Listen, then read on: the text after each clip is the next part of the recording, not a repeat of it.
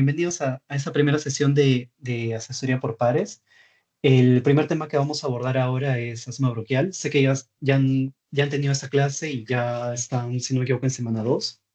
Eh, Así que vamos a ir tratando de ponernos al día conforme lo llevamos siempre en las asesorías.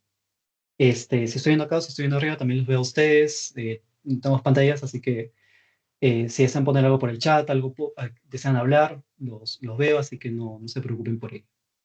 Entonces, primer tema, asma bronquial. Eh, Vamos a empezar primero con un caso clínico. ¿Alguien quisiera leer el caso primero, porfa? Si tenemos algún voluntario o voluntaria. Si no, puedo hacer yo esta primera vez y luego ya les explico cómo va a ser la dinámica. Entonces, dentro de este primer caso, tenemos un varón de 13 años que acude al servicio de urgencias por un cuadro agudo de disnea. Ha tenido ataques episódicos recurrentes de sibilancias, tos, disnea, picor de ojos rojos, secreción nasal, congestión y opresión torácica ocasional durante los últimos 2 años. Primera parte. Inicialmente sus síntomas se aliviaron con albuterol, un bloqueador beta de acción corta. Sin embargo, la frecuencia y gravedad de los síntomas ha aumentado en el último mes y el paciente se despierta con estos síntomas. Tiene antecedentes de eczema. El examen físico revela una frecuencia respiratoria de 22 por minuto, sibilancias difusas en todos los campos pulmonares y la prueba de función pulmonar muestra un FEP1 sobre FBC o CBF, capacidad vital forzada, de 0,65 y el volumen expiratorio forzado en el primer segundo es del 60% del predictivo. O sea, vamos a ponerlo como del 60%. Tras el tratamiento broncodilatador, este aumenta el 74%. O sea, aumenta de 60 a 74. Y menciona que la radiografía de tórax es normal. De todo lo que se ha mencionado en el caso, ¿cuáles son las principales cosas que rescatan o que los orientaría más para esta clase? ¿Tienen alguna idea, algo que quisiera mencionar? Ya sea desde la anamnesis, ya sea de las pruebas de función pulmonar, ¿qué les llama más la atención de aquí? Para orientarlo al diagnóstico o al manejo de este caso. Pueden ponerlo por el chat o pueden prender sus micros, no hay ningún problema.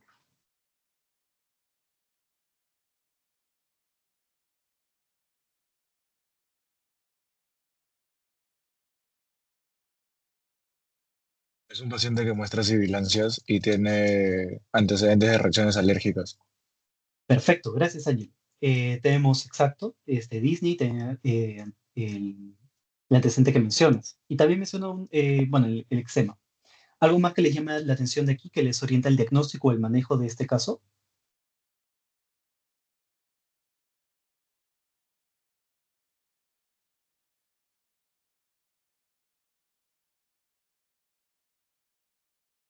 ¿Alguien más quisiera mencionar algo? Pueden usar el chat o si es que no lo pueden usar, también me lo dicen.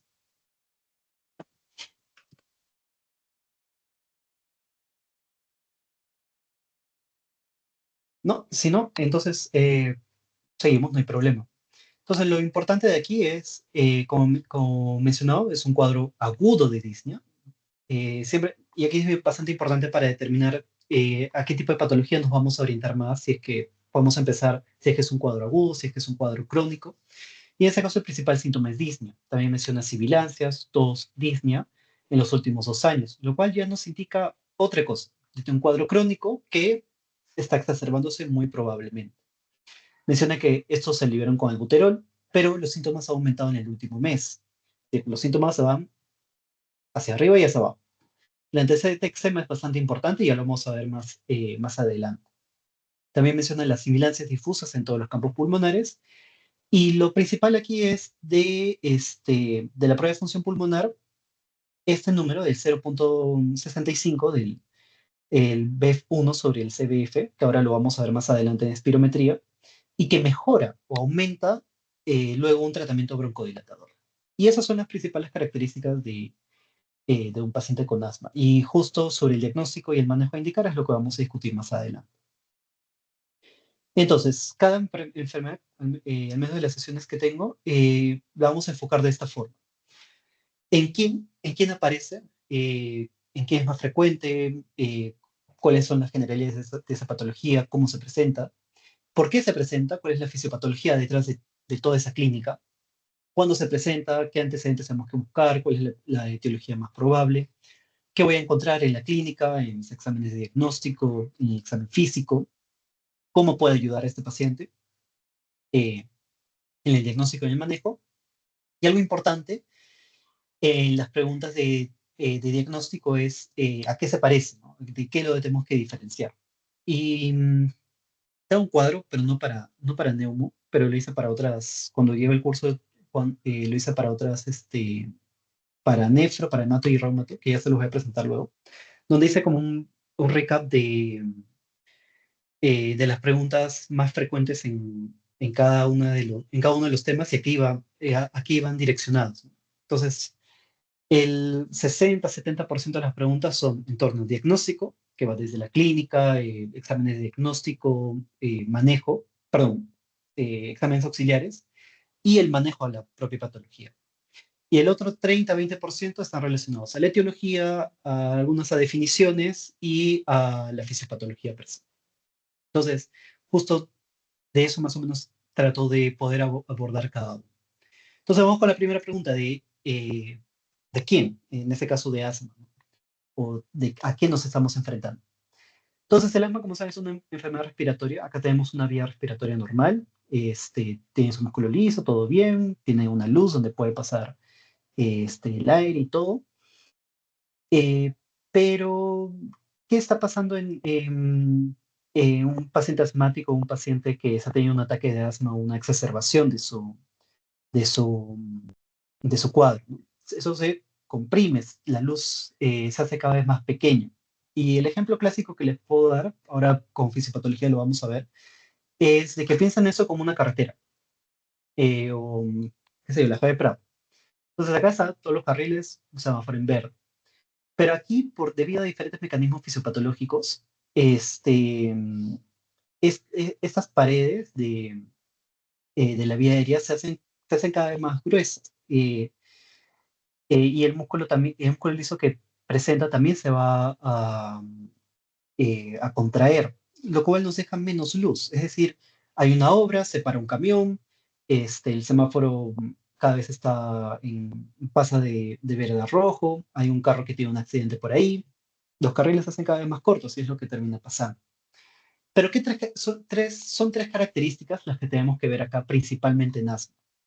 Primero, y tres palabras claves que se las voy a seguir repitiendo, repitiendo y repitiendo, porque son importantes. Y justo ahí parte más o menos cómo quiero que vayan construyendo el conocimiento, ¿no? Desde ciertas palabras claves, lo van englobando en pequeñas ideas y esas ideas las van interrelacionando para entender el porqué de cada cosa. La primera característica que presenta el asma es la variabilidad de la clínica y de las pruebas de función pulmonar. Todo paciente asmático va a tener una clínica muy distinta. Eh, no sé si alguno tiene asma o tiene compañeros, amigos con asma, donde cada uno es distinto. Algunos van a tener peores síntomas, algunos pueden mantenerse libres de síntomas un buen tiempo, otros exacerban muy rápido, este, y así. Y también las pruebas de función pulmonar, vamos a ver en la variabilidad, que tiene que ver con otra característica que se llama la reversibilidad. El asma se caracteriza por una limitación en el flujo de aire expiratorio. Una limitación, algo bloquea, algo que obstruye, pero revierte, vuelve un poco a la normalidad.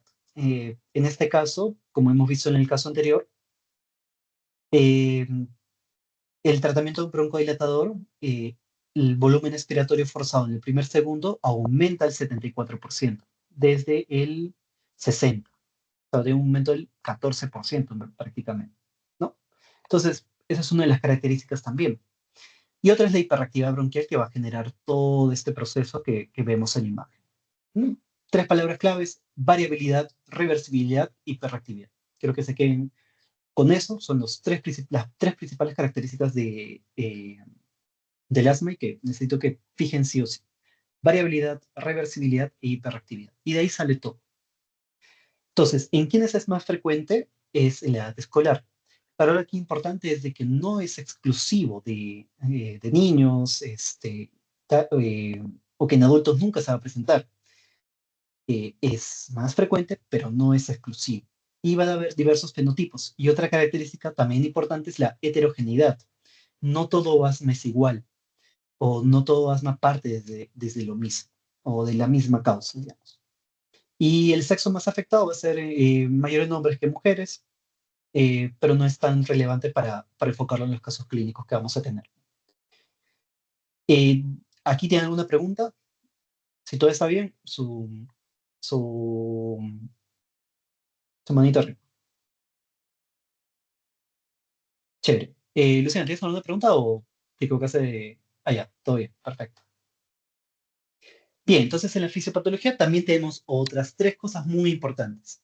Hemos visto una de las características, hiperactividad. Esa parte es el fundamento de la fisiopatología. Otra es la inflamación bronquial y otra es la obstrucción endobronquial. Entonces, en el primero, tenemos una inflamación mediada por eosinófilos. Es una inflamación netamente eosinofílica. Y dos cambios importantes que se mencionan también en el asma es la neuroregulación disfuncional, es decir,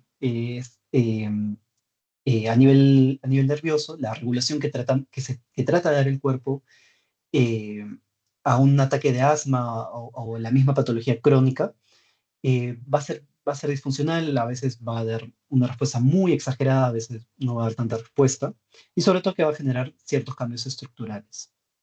En la inflamación, ahora lo vamos a ver en fisiopatología, la respuesta que se activa es la sobreexpresión de la respuesta TH2.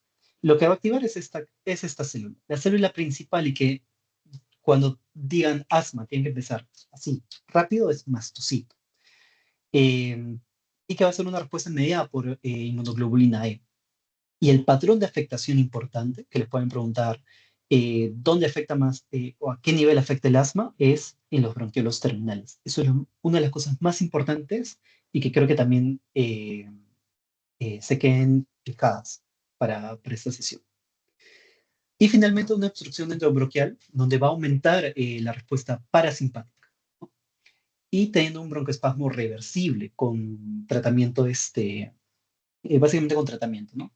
Va a aumentar el moco por la célula de Globe y va a haber un edema de mucosa, las células caliciformes van a experimentar una hiperplasia y también las células del músculo liso.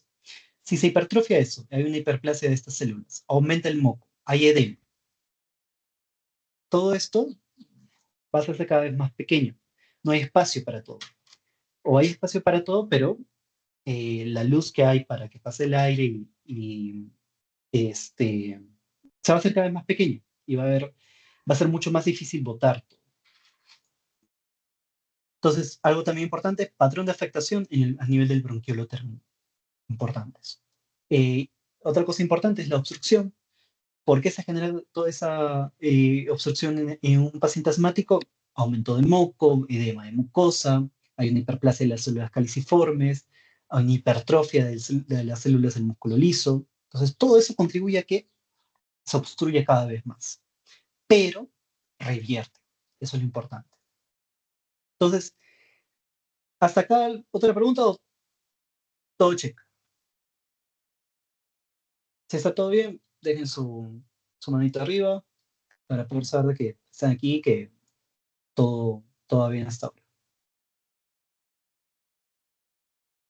Bien, entonces en la patogenia, como hemos mencionado, eh, hay diversos fenotipos o una heterogeneidad en la presentación, variabilidad en la clínica. Entonces no todo asma es igual. Hay un asma atópico o hipersensible, o tipo 1 también le dicen. Hay un asma eosinofílico o irritativo, o tipo 2 también le dicen, donde la respuesta inflamatoria va a estar mediada por diferentes cosas. En este caso, uno va a estar mediado por inmunoglobulina E y otro va a estar mediado por interleuquina 4. El primero, el asma atópico, atopía, sensibilidad, alergia, rinitis, entre otras cosas, se desencadena por alérgenos. Y estos alérgenos van a ser diferentes en cada una en cada uno de nuestros pacientes. En un paciente va a desencadenar asma, puede ser por ejercicio, puede ser posterior a una infección viral, puede ser por polvo, puede ser por ácaros, puede ser por mil cosas. Pero cada uno va a tener un patrón distinto de atopía.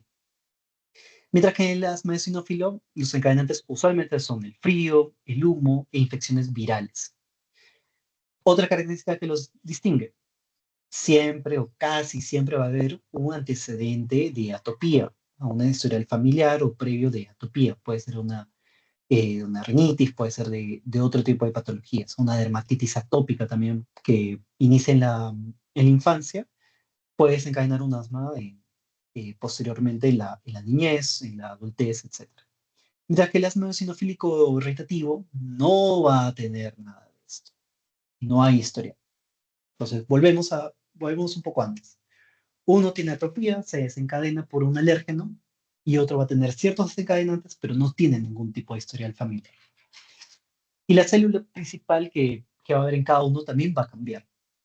Atopía, asociado a mastocito. Atopía y mastocito juntos.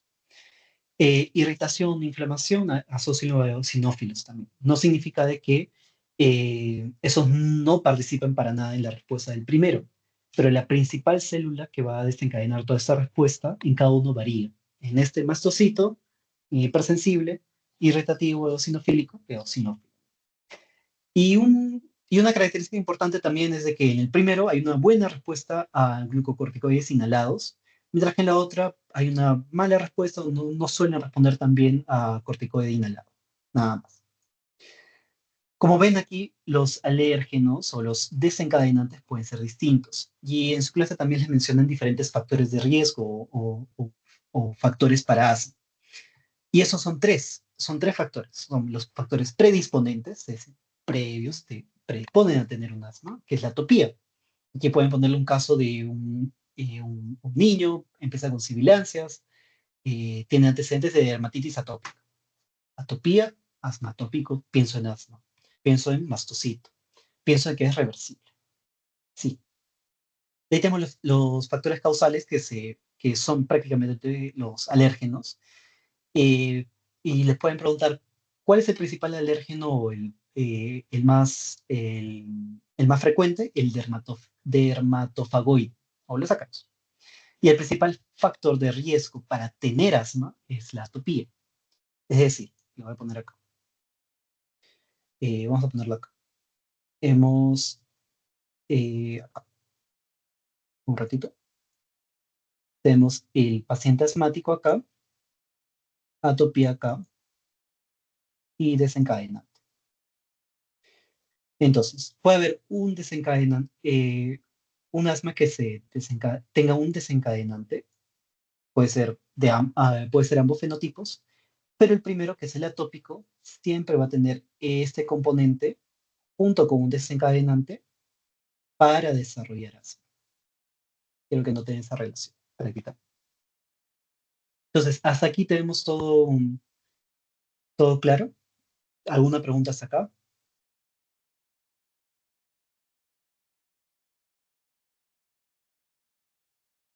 Si no, seguimos. Bien, entonces, fisiopatológicamente hablando, todos esos alérgenos, cuando ingresan en nuestro organismo, desactivar esto, van a generar un antígeno y este va a ser capturado por la célula dendrítica. Esta célula va a generar una respuesta TH2, que hemos ya mencionado previamente, lo cual va a liberar interleuquina 4. O puede liberar interleuquina 5. Vamos por dos caminos. El de interleuquina 4 y el de interleuquina 5. Y lo he puesto en diferentes colores también para que lo puedan diferenciar luego. Entonces, si libera interleuquina 4, usualmente las células B o los linfocitos B van a volverse en células plasmáticas produciendo IG. Este IgE es el principal que desencadena esta respuesta, ¿no? Mediado por IG, asma atópico hipersensible. Este IgE va a actuar sobre la membrana del mastocito y lo va a degranular, lo va a abrir, salir y que salga todo lo que hay del mastocito. Y esta degranulación, ¿qué va a liberar? Va a liberar dos cosas. Va a liberar histamina y va a liberar leucotrienos. Eso también es importante que lo tengan en cuenta. Tanto histamina como leucotrienos son las cosas que degranulan el mastocito, contribuyen a la respuesta fisiopatológica del asma y son degranulados a nivel o en el mastocito, o desde el mastocito, perdón. ¿Qué genera esta degranulación por la histamina y los leucotrienos? Dos cosas, broncoconstricción y producción de moco. Broncoconstricción, lo cierran, y hay una producción de moco que también va a estar ahí y va a ocasionar obstrucción, principalmente a nivel del bronquiolo terminal. Y en esta vía de interleuquina 5, va a activar eosinófilos, lo cual va a generar mayor inflamación por otras cascadas de inflamación, lo cual va a terminar en edema y mucosa, lo cual también cierra o genera una obstrucción endobronquial. Básicamente es lo que podemos ver aquí, ¿no? Hay una respuesta TH2, esto libera células B, IgE, el alérgeno también contribuye a esta liberación, actúa a nivel del mastocito, diferentes mecanismos de inflamación, en este caso de la degranulación del mastocito, libera histamina y leucotrienos, y se puede diferenciar un poco en que el mastocito, la respuesta mediada por IgE, va a ser una inflamación aguda, mientras que la respuesta que da eosinófilos mediante IL-5, IL-3 y otros factores usualmente se relaciona con una inflamación crónica. Y eso es lo que menciono acá. Un ataque inmediato de asma se considera entre las 0 y las 2 horas de inicio de síntomas. Eh, y eso va a darse por una liberación aguda de histamina. Este de aquí, una degranulación, otra vez, del mastocito, que genera una contracción del músculo liso, una broncoconstricción. Y un ataque prolongado que dura entre 23 horas y 24 horas o un día, se genera principalmente por una infiltración de este, este chat de acá, y los eosinófilos, ¿no? Que genera principalmente inflamación. Hasta aquí, fisiopatológicamente, de la patogénesis del asma. ¿Todo bien? ¿Todo claro? ¿Alguna pregunta hasta acá? Si no, si todo bien, déjenle su, este, su like para saber que todo bien. Ángelo, dime, cuéntame. Fuera que todo bien. No, me confundí. Dale, no te preocupes. Dale, todo bien, no te preocupes. Bien, entonces seguimos. Entonces, clínicamente es el peor tiempo que he podido hacer, pero necesito que todo esté así también para si es que lo quieren revisarlo. Clínicamente, tiene que sospechar de asma, sí o sí, o un paciente tipo, como en algunas academias le llaman. eh, es el paciente con la clínica más sugestiva de una patología. En este caso tenemos un niño, como ya hemos mencionado, edad escolar es lo más frecuente, pero no es exclusivo, ten eso en cuenta. ¿Y qué síntomas van a ver? Tos seca a predominio nocturno, opresión torácica, disnea y sibilantes expiratorios. En otras patologías van a ver que hay sibilantes inspiratorios, pero en este caso los sibilantes son a nivel respiratorio. ¿Por qué? La limitación del flujo de aire es principalmente expiratoria. Y ahora en la espirometría vamos a ver por qué. Una de las preguntas que hicieron antes era ¿cuál es el síntoma inicial de asma? Y la respuesta es la opresión torácica. ¿No? Empieza con siente mal, no necesariamente que sea una disnea, pero siente una opresión a nivel del tórax. Toda esta clínica usualmente empeora de noche o en los primeros días de la mañana. Característica principal del asma, variabilidad de la clínica. En mí puede ser una clínica leve, moderada. En otros pacientes puede ser una clínica mucho más grave, sobre todo en la intensidad de los síntomas. Y van a presentar un desencadenante, ¿no? Como vemos acá, tenemos el músculo liso, la mucosa, y como ya hemos mencionado, hay una hipersecreción, hay edema de mucosa, hay broncoespasmo, cierra la luz, pasa menos y es más difícil respirar. En pacientes donde ya el cuadro es un poco más grave o una crisis asmática, vamos a hallar sibilantes a la expiración y el signo cardinal o más característico de una crisis de asma grave, grave, grave, que requiere UCI inmediata, tórax silente. No se escucha nada. Tórax silente, fíjenlo como asma que va a UCI. Crisis asmática que va a UCI. Tórax silente, UCI.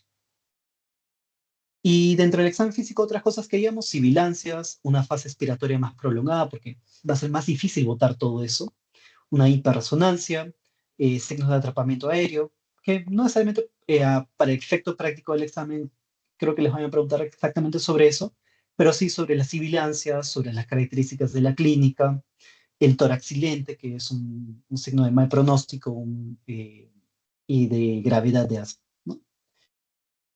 Entonces, en asma tenemos dos cosas principales a nivel clínico. Eh, una obstrucción variable, que digamos es en la enfermedad de larga data que hemos visto en el paciente inicial, ¿no? Es un paciente que desde hace 2 años va presentando todos estos síntomas, ¿no? Esto es una obstrucción variable. ¿Por qué se produce esa obstrucción? Hay una presión pleural positiva que también va a comprimir la vía aérea aumentando la obstrucción. O sea, a nivel pleural, al haber mayor cosas que abarcan un solo lugar, va a aumentar la presión y eso también va a comprimir. Y los síntomas principales que tenemos, disnea, opresión o sibilancias, acá les dejo siempre el por qué se genera cada uno. O incluso en los pases de visitas les pueden preguntar, ¿no? Doctor, ¿por qué se presenta la disnea? El gas, creo que lo he puesto acá. Discúlpeme si voy muy atrás. Aquí está. Como hay tanta obstrucción, respiramos y el gas se va a quedar aquí. Va a tratar de salir, pero va a ser mucho más difícil salir. Por eso la disnea, las sibilancias son principalmente expiratorias. El aire queda atrapado en el alveolo y para recorrer toda esa parte es mucho más difícil, ¿no? Va a ser un poco más difícil de que salga. Y volvemos acá para que se entienda. Y va a haber una hiperinflación del pulmón. Inspiramos, se queda atrapado. Cuando expiramos, tratamos de botar, hacemos más esfuerzo para botar el aire, ¿no? Y por eso se genera la disnea. La presión torácica, porque necesitamos contraer más los músculos expiratorios más fuerte, más rápido para poder botar todo. Y por eso está la sibilancia expiratoria, este, todo principalmente es aspiratorio, ¿no? Eh, la sibilancia es un flujo turbulento a nivel de la salida del aire, ¿no? Por eso es lo que vamos a escuchar a la ocultación. Y un episodio severo donde aumenta la intensidad de síntomas y aumentan también la cantidad de síntomas, hay una ventila menos el alveolo. Queda el aire, hay intercambio gaseoso, pero queda ahí atrapado y ya va a haber hipoxemia. Y eso se va a traducir clínicamente, donde va a haber una mayor contracción de los músculos del cuello, compensando lo que uno trata de... Vamos a tratar de compensar eso usando músculos accesorios de la respiración.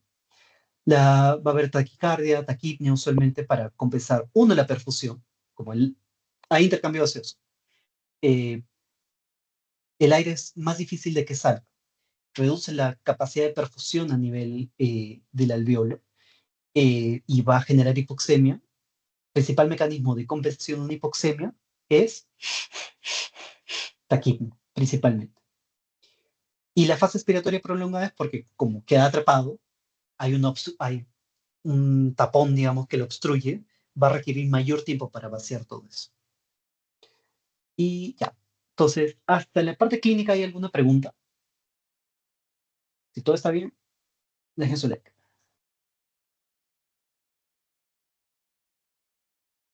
Si todo bien, perfecto. Entonces, a nivel de diagnóstico, y aquí sí quiero más atención,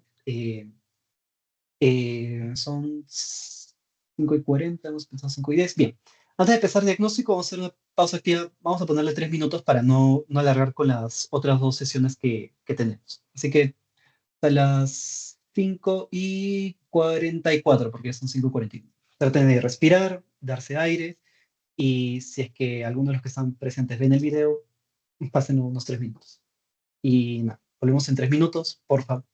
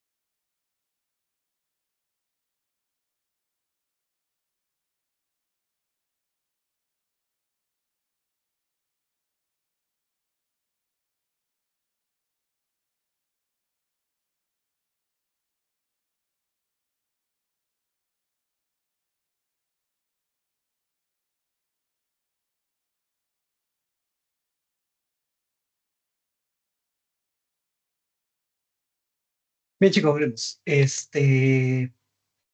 Buenas, espero que sigan ahí. Así que vamos a la parte que más es importante para ustedes en torno a cada patología, y que es la parte de diagnóstico y la parte de manejo.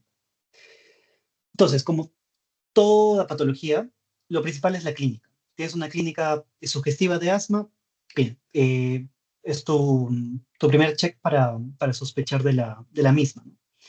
Debe haber una historia de síntomas variables, las sibilancias, la opresión torácica, la disnea, la tos seca, entre otras cosas, y evidencia de que la limitación expiratoria es variable, de que puede mejorar. Una de las preguntas que les hicieron en exámenes pasados es la curva flujo-volumen, que ahora más tarde lo explico. Eh, Pueden fijar de que tiene una concavidad superior. En otras patologías, usualmente la concavidad va a variar o eh, o la forma también va a cambiar, en este caso una convexidad. Otros paraclínicos o exámenes auxiliares importantes, un hemograma para determinar si es que un hemograma puede pedirle o si es que pueden pedirle un dosaje de inmunoglobulina E, también les va a salir elevado. Y esto también es importante para, sobre todo, los pacientes que son un poco refractarios al tratamiento, es decir, no responden tan bien al tratamiento, este, pueden hacerle un dosaje de inmunoglobulina E y administrar un anticuerpo monoclonal específico de inmunoglobulina E. No es en todos los casos, lo importante aquí es los casos, digamos, leves, moderados, pero es también para que sepan, ¿no? Y evaluación de desencadenantes, ¿no? Y siempre piden una plaquita de tórax para descartar que tenga otra patología que explique también este cuadro. Pero lo importante aquí es de que tengamos una evidencia de la limitación expiratoria variable. Limitación expiratoria variable. Y para eso tenemos la principal prueba de función pulmonar. Prueba de función pulmonar es la espirometría. ¿La espirometría qué nos va a dar? Nos va a dar dos valores. El BEPS-1 o el volumen expiratorio forzado en el primer segundo, o sea, lo que el paciente puede hacer en el primer segundo, y la capacidad vital forzada, que ahora lo vamos a ver en un gráfico. Este usualmente debe ser mayor a 0.7. Eh, Otras literaturas se dicen 0.75, 0.8, 0.7 para efecto práctico de su examen. Y eso puede tener dos respuestas. Puede ser menor o mayor. Puede ser también 0.7, pero no creo que les pongan ese ejemplo. Entonces, si tenemos una limitación del flujo, es decir, en este caso, este patrón es menor a 0.7, tenemos que hacerle un test de reversibilidad para saber de que esto cumple esta característica. La limitación cumple la característica de ser variable, o en este caso reversible, como ya hemos visto en el asma. En este caso, hacemos un test de reversibilidad con un broncodilatador. Si es que revierte más del 12%, podemos hacer un diagnóstico de asma. Pero si revierte menos del 12%, es decir, tiene un BEF1 qué sé yo, de 60, le haces el test de broncodilatación y solo llega a 65, puedes ya sospechar de EPOC, lo vamos a ver en la siguiente clase. Y como en la siguiente clase vamos a ver EPOC, ahí les voy a hacer el diferencial. Asma, EPID, EPOC. En esa clase también les puse un poco, pero el principal cuadro para que vean esas diferencias va a ser con el de EPOC, que ya van a ver o ya van a tener la idea de los tres. Todavía no vamos a hablar nada de EPOC para que se queden dentro de asma. Pero puedo tener asma con un BEF1 y entre capacidad vital forzada mayor a 0.7, tengo que igual sospechar de asma. Y en este caso puedo hacer un test de provocación, es decir, le provoco al paciente una respuesta de broncoconstricción. ¿Con qué? Con metacolina o con histamina. ¿Cuál es el problema? El problema aquí es de que ese test de provocación es sinónimo de riesgo. No es lo usual, no es de que sea lo normal, pero si es que se lo ponen en el examen o lo ven también si es que rotan por neumo o incluso en medicina interna, algunos pacientes pueden hacerle un test de provocación para estar completamente seguros de que es asma. Acá es porcentaje, disculpen. Si es que el paciente tiene un BEF1, un BEF1, digamos, de 60, y con un test de provocación llega hasta 90, 95, puedes también hacer un diagnóstico de asma con un test de provocación. No es lo usual, pero ahora vamos a ver esto más de mejor forma, ¿no? Acá tenemos un volumen tidal, estamos respirando normal, bueno, no tanto así. Tenemos un volumen de reserva inspiratoria, un volumen de reserva expiratoria, ¿no? Tomo lo más que puedo de aire y aquí trato de botar todo, ¿no? Pero siempre va a tener un volumen residual, un volumen que al final no usamos. La capacidad vital forzada, vamos a ponerle CBF para para que lo ubiquen, es esta de aquí, que combina todo esto, todo esto de aquí es la capacidad vital forzada. Y el BEF1 es usualmente sí, va a ser este. BEF1 o el volumen de expiración forzada en el primer segundo. Acá solo toma un segundo. Entonces, para que entiendan, para que se ubiquen, el principal problema aquí en asma y EPOC va a ser acá, porque es un patrón obstructivo. Y acá en espirometría siempre hablamos de dos patrones. Un patrón, disculpen si no se ve tan bien, un patrón obstructivo, donde usualmente y un patrón restrictivo. Y ahorita en restrictivo vamos a verlo en este PIT. Un patrón obstructivo, usualmente esta relación entre el BEF1 y el CBF es menor a 0.7. Y el patrón restrictivo puede ser normal o incluso mayor. No, al revés. Eh, bueno, aquí es normal o mayor. El principal problema en el asma y el EPOC es acá. Asma y EPOC. Son patrones obstructivos. Y, y la diferencia es de que uno revierte y el otro no revierte. La que la diferencia en el EPIT y en los patrones restrictivos es que el problema va a estar en ambos lugares, tanto en la inspiración como en la expiración, para que lo tengan en cuenta. Entonces, usualmente este valor del BEF1 va a ser menor a la capacidad vital forzada, ¿no? Por eso sale ese número de 0.7. En EPIT vamos a ver de que puede que los dos bajen y por eso sea normal. Si es que ambos bajan a la par, va a ser normal. Pero ten en cuenta de que también hay otros patrones que son mixtos. O sea, pueden ser un patrón obstructivo y un patrón receptivo. No sé si en su clase les mencionaron, pero me acuerdo que no me había mencionado de que en puede haber un overlap en diferentes patologías. O sea, una patología se presenta sobre la otra o se encuentran concomitantes, ¿no? Donde en algunos momentos puede haber este, puede producirse tanto un patrón obstructivo como un patrón restrictivo, donde igualmente va a ser menor a normal o menor a 0.7. Pero eso déjenlo para otro lado. En EPID vamos a hablar más de eso. Lo importante aquí es asma. Asma. Aquí está el problema. En el BEF1,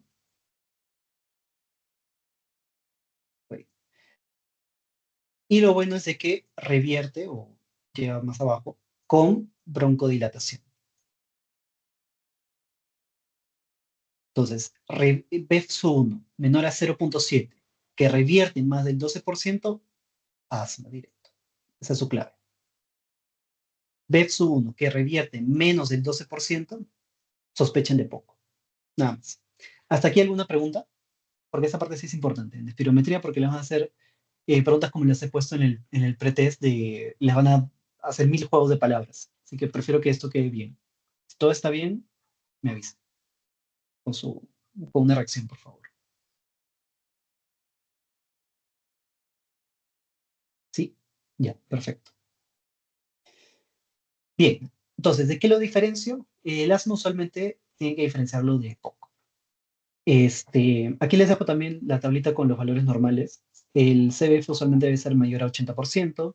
El valor normal del BEF1, el volumen expiratorio forzado en el primer segundo, también es mayor a 80%. Y esta relación usualmente es mayor a 0.7%, para que lo tengan en cuenta. Las diferencias principales entre asma y POC. El asma es a cualquier edad y como ya hemos visto, predomina en niños en edad escolar. El EPOC es un poco más de adultos, después de los 40 años. En el tabaquismo es un factor de riesgo muy importante de EPOC. Casi siempre se va a presentar en EPOC. En asma sí es un factor de riesgo, sí es un desencadenante, pero es un poco indiferente. Como hemos visto, variabilidad. Cada uno va a tener su propio desencadenante. Enfermedades asociadas, rinitis, conjuntivitis, dermatitis. Hay un concepto que es el ciclo de la atopía, que en algunos pacientes primero van a presentar dermatitis, luego van a presentar asma, luego pueden presentar rinitis, entre otras patologías. Antecedentes familiares en asma era atopía. Variabilidad en asma sí va a haber. Reversibilidad muy significativa. Respuesta de glucocorticoides muy buena. Características importantes de asma. Acá les he puesto un cuadro como para poder darles a entender eh, cómo se diferencia un poco los patrones espirométricos entre cada uno. Entre asma y POC, usualmente esta relación va a ser mucho más baja en el EPOC que en el asma. Por eso se le puso en tres flechitas hacia abajo. Significa que es mucho más severo de que solo una flechita. Acá puede ser, en pocos casos es normal. Acá, mejor para efecto práctico de su examen, solo déjenlo como bajo. Baja, pero es reversible. Es lo importante. Y la prueba de DLCO, ¿qué es eso? Es una prueba de difusión de monóxido de carbono. Algo que, si es que también les pueden mencionar en un caso clínico, pueden omitir de que es reversible. Pueden decir, paciente, presenta una espirometría o una reducción del BEF1 y una prueba de difusión de monóxido de carbono normal, puede sospechar de asma. Usualmente en el EPOC y en el EPIT, estas dos están muy bajas. Y esta relación en EPIT es normal, como ya hemos visto. Pero eso ya, conforme vamos avanzando en EPIT y EPOC, van a ver por qué. Esta clasificación no es importante, se las he puesto por si no le he visto tampoco en su clase, pero hay dos tipos de asma, un asma intermitente y un asma persistente, ¿no? Y acá también está otro, el leve, moderado, severo y preparo. Lo importante aquí es lo siguiente. Eh, Mientras más leve el asma, más tendencia a la alcalosis.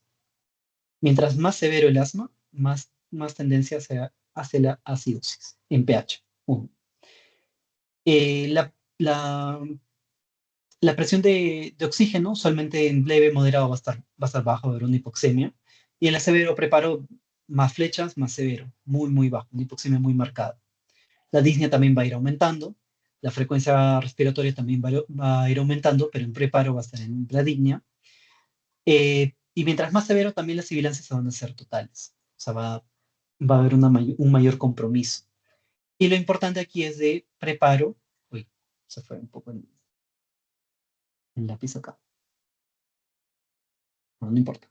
Lo importante aquí en preparo es tórax silente. Signo de mayor complicación, signo asociado a mayor mortalidad, entre otros, ¿no? Acá en el level, el BEFS1 puede ser mayor a 70, después una respuesta, o sea, normalmente puede ser entre 70 y 80, sigue siendo bajo, pero eh, no baja tanto. Mientras más moderado o severo se hace, también va bajando cada vez más. Eso lo dejo por si es necesario, no lo he visto dentro de su clase, pero también es una de las clasificaciones según Gina que se hace para ASMA. Entonces, para el manejo, ya hemos visto clasificación, lo principal es espirometría, revierte más de un 12%, y para el manejo tenemos fármacos aliviadores y fármacos controladores. Los aliviadores se usan principalmente en crisis, y mientras los controladores se usan para reducir la cantidad de síntomas y la cantidad de exacerbaciones. Entonces tenemos beta 2 agonistas de acción corta, o SABA, salbutamol, que todo el mundo ha escuchado usarlo o capaz lo ha usado alguna vez. También fenoterol, pero no es muy usado, así que salbutamol, déjenlo ahí. Anticolinérgicos de acción corta, que actúan sobre receptores muscarínicos, hipatropio, bromuro de hipatropio, fijo. Y en los fármacos controladores tenemos glucocorticoides inhalados, tenemos budesonida, fluticasona, beclometasona, cada uno en diferentes posologías, diferentes dosis, diferentes dosis de PAF que se usan. Ya está. En, en en diferentes presentaciones. Luego tenemos anticolinérgicos de acción larga o LAMA, que es el bromuro de tiotropio, y beta-2 agonistas de acción larga o LABA. Y acá tenemos el formoterol y el salmeterol. ¿Y por qué está así? ¿Por qué hay este símbolo? Se utiliza más formoterol porque el inicio de acción es más corto que el del salmeterol. Salmeterol tú lo usas y demora, a comparación del formoterol, un poco más en empezar su acción. Y otros fármacos que no son tan, no importantes, pero no tan específicos para efecto práctico del examen, porque en el examen sí les preguntan por estos cinco.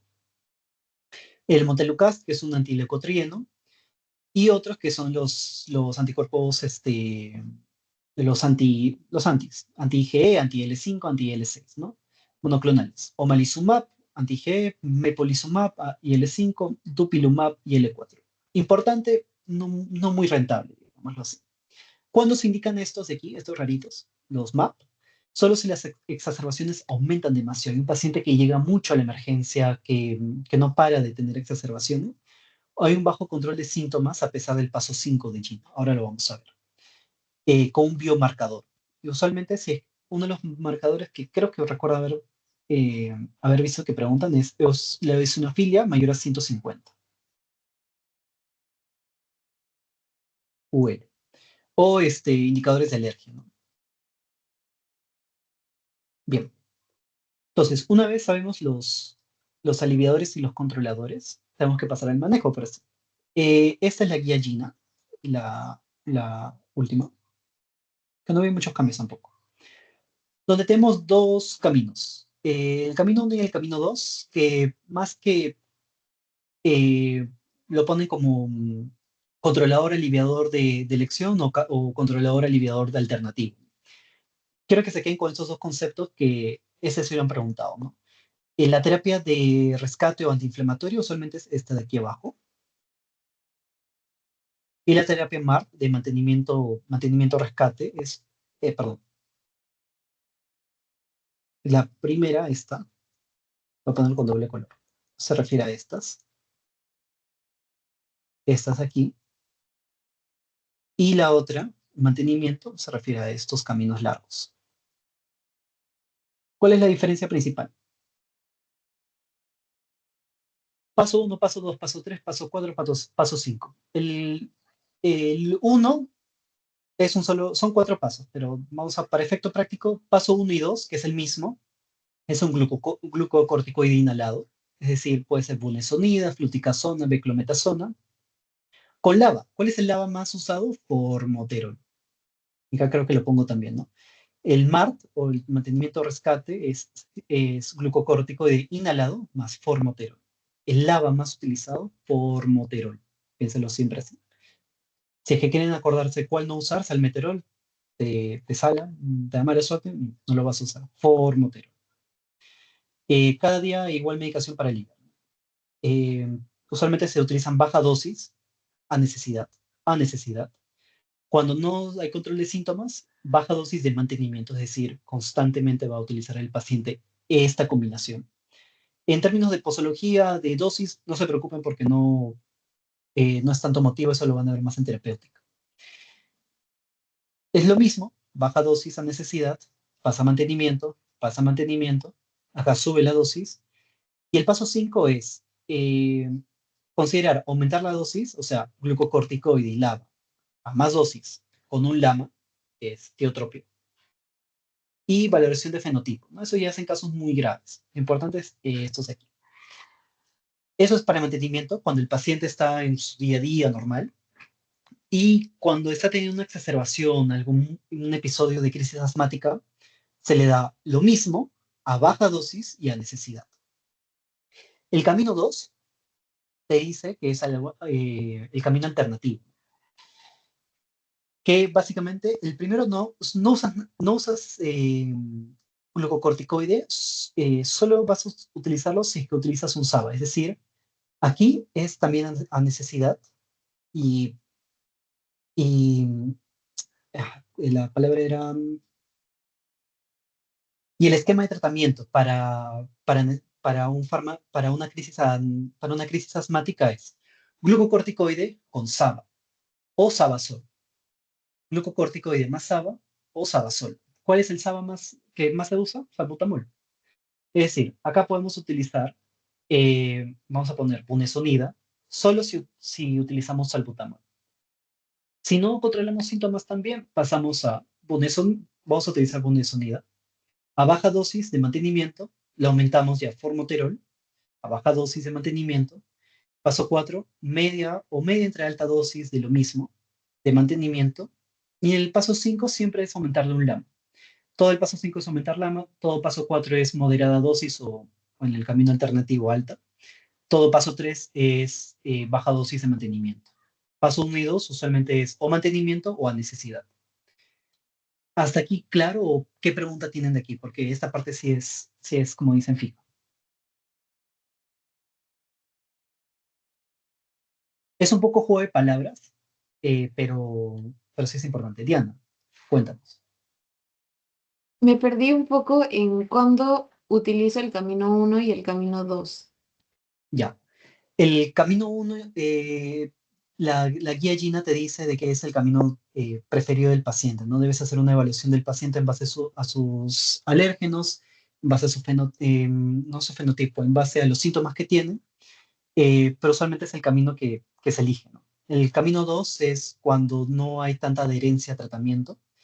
Este, ya solo se le deja SABA o glucocorticoide más SABA si es que no tiene tan buena adherencia como primer paso. Pero si tiene mala adherencia, ya tiene que usarlo de mantenimiento. Las diferencias entre camino uno y 2 de cuál usar, uno que es muy dependiente del paciente y dos de que para efecto práctico de sus exámenes es eh, qué combinación de fármacos sería la ideal en cada uno de los pasos. Es decir, les pueden preguntar, tengo un paciente con asma, ya lleva un año con asma y que no controla, que está utilizando esto, ¿cuál sería el paso a elegir? Por ejemplo, paciente está utilizando budesonida con formoterol a baja dosis de mantenimiento. Los síntomas persisten y llega a la emergencia por una crisis asmática. ¿Cuál es el manejo adecuado? Puedes darle esto, su mismo tratamiento para esa crisis, y aumentarle un paso, ¿no? Subir la dosis en este caso. Nada más. Tienes otro ejemplo. Tienes un paciente de que está utilizando solo budesonida a baja dosis de mantenimiento, que llega a la emergencia por una crisis asmática. ¿Cuál sería el paso adecuado para su manejo domiciliario, ¿no?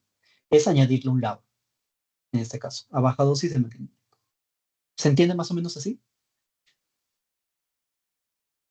Sí, gracias. Vale. La Esto siempre he preguntado, terapia ER o de rescate antiinflamatorio es, siempre acuérdense, un glucocorticoide baja dosis y un broncodilatador de acción rápida. Eso usualmente es salbutamol. Mantenimiento rescate, glucocorticoide más formoterol o LAVA. Cada día igual medicación para aliviar. Dicho eso de manejo, ¿alguna otra pregunta? Que sí creo que eso lo tengan bien clarito. Es prácticamente encontrar el patrón. En paso 1 y 2, acá nomás hay cambios. Paso 3, 4 y 5 es el mismo, solamente la dosis. Y la terapia de rescate también varía un poco.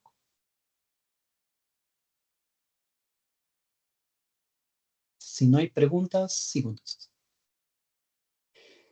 Bien, entonces en las exacerbaciones tenemos, primero les va a llegar eh, dos cosas. Uno, llega su paciente a la emergencia, tienen que hacerle su ABCD y ATLS y valorar el asma.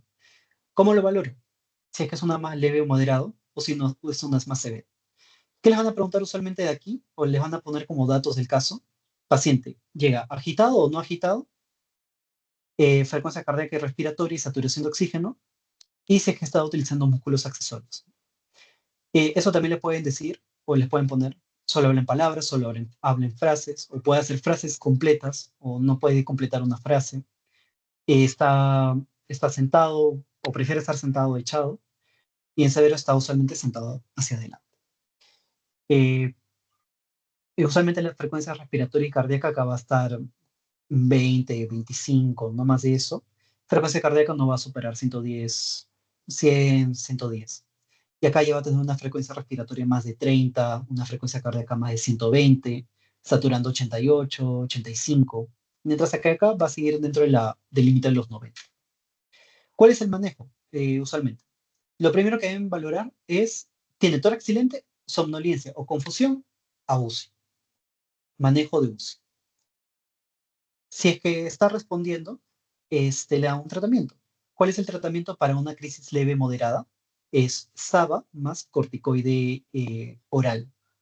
Acá sí hay ciertas diferencias entre las guías, que sí pueden preguntarle a su docente específicamente cuál va a considerar, porque pueden utilizar un SABA, en este caso salbutamol, y el corticoide puede ser vía oral o vía inhalada. Puede ser ambas formas, ¿no? El objetivo de una exacerbación es mantener la saturación de oxígeno más de 93 y si es que es pertinente o no mejora con esto, pueden utilizar hipatropio. ¿Qué es hiperatropio? Perdón, un SAMA.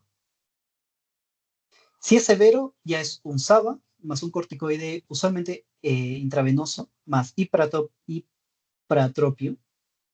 y oxígeno. Siempre oxígeno también en ambos casos.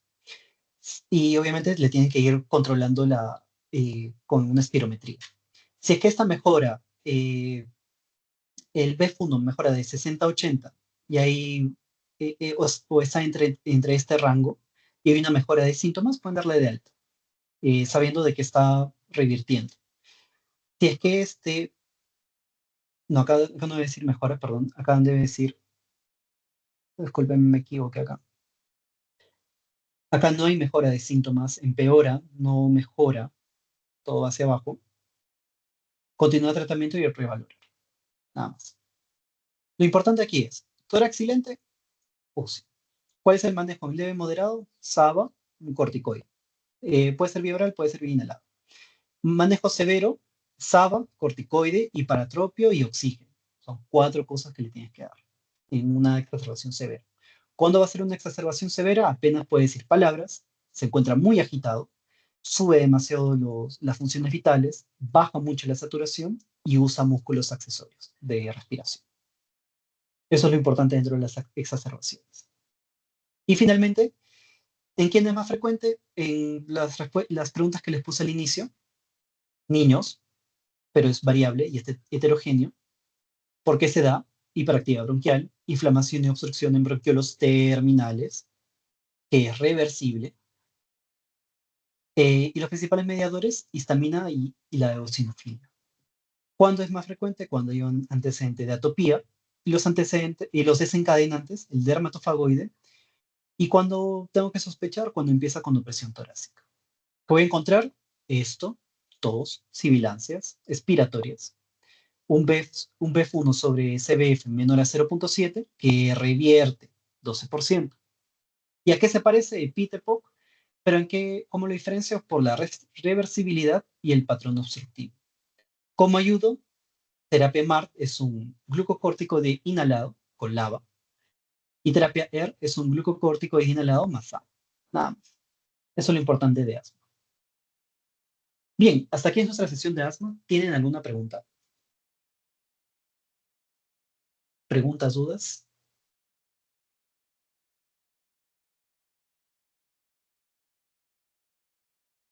Todo claro. Bien. Entonces, voy a darles una pausa hasta las 6:16 y en unos 40 minutos hacemos EPIT y COVID, que son las dos clases que quedan pendientes el día de hoy. ¿Vale? Entonces, perdón, 6:17, sí. Les doy 3 minutos más para que puedan tomar aire, tomen un poco de agua, párense y seguimos.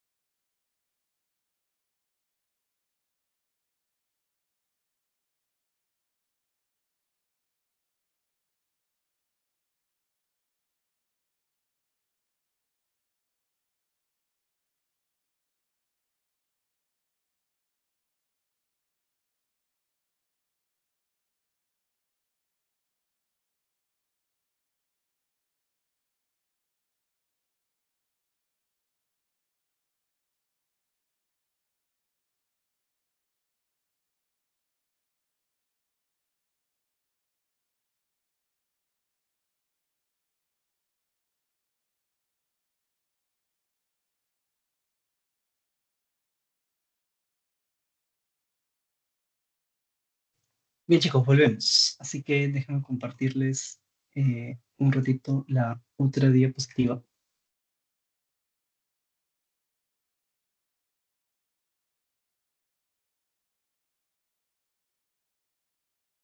Un segundo, un segundo, un segundo, un segundo.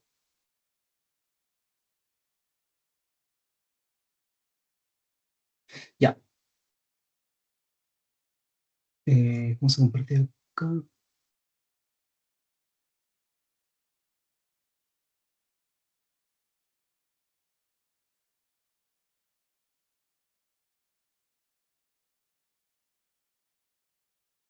Ya. ¿Me podrían confirmar si se ve la pantalla, por favor?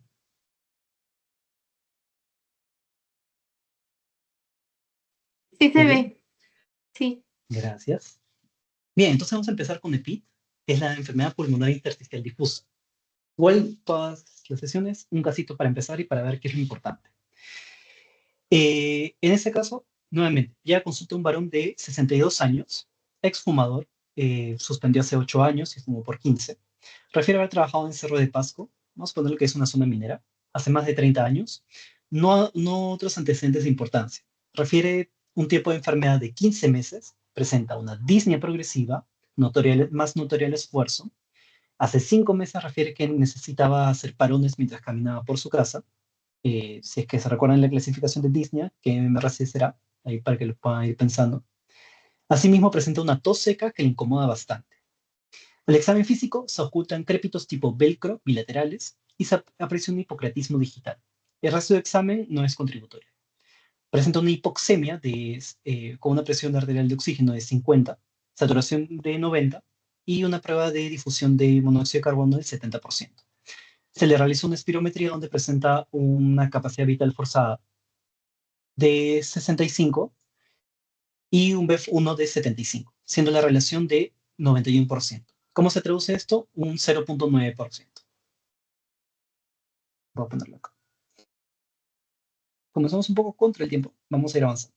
0.9%, para que lo tengan en cuenta.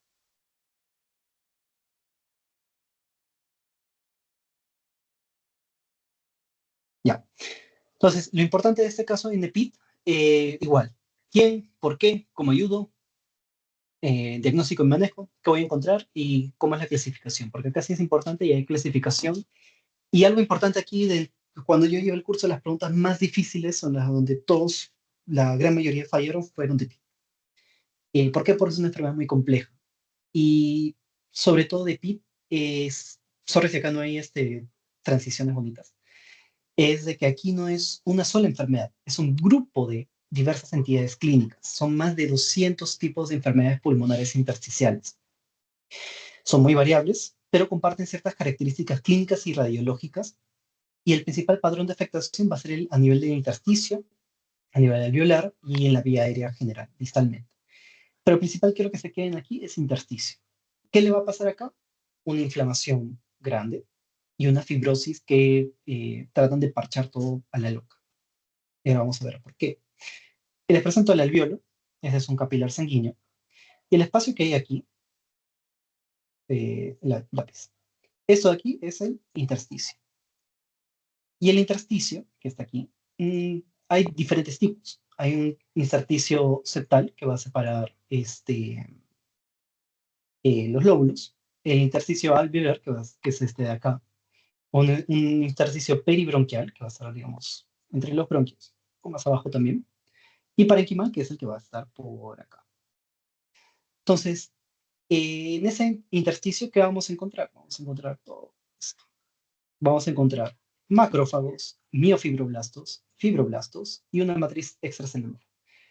En condiciones normales, algunos se activan, otros no. Y la función principal de esto es soporte e intercambio gaseoso, ¿no? En ese caso, la hematosis llega al aire, pasa el O2 al capilar sanguíneo y el capilar se devuelve este O2 para que sea expulsado. Simple. ¿Pero qué va a pasar en el EPI? Vamos a empezar primero con la fisiopatología.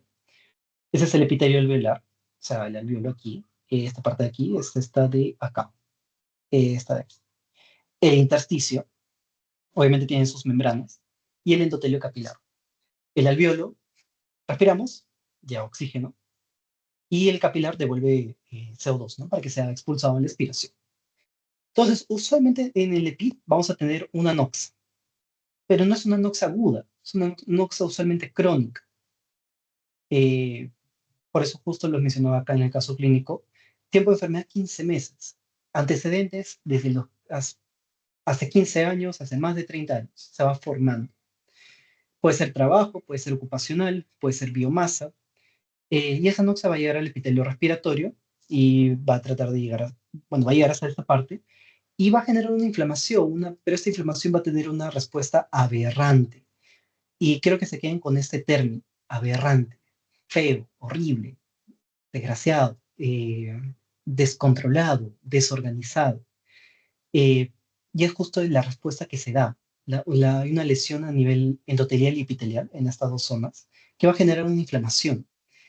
¿Y a quién va a despertar todo esto? Va a despertar principalmente a macrófagos. ¿Y el macrófago qué va a hacer? Va a decir a todos, oye, acá se está inflamando. Venga, vamos a ver qué hay acá.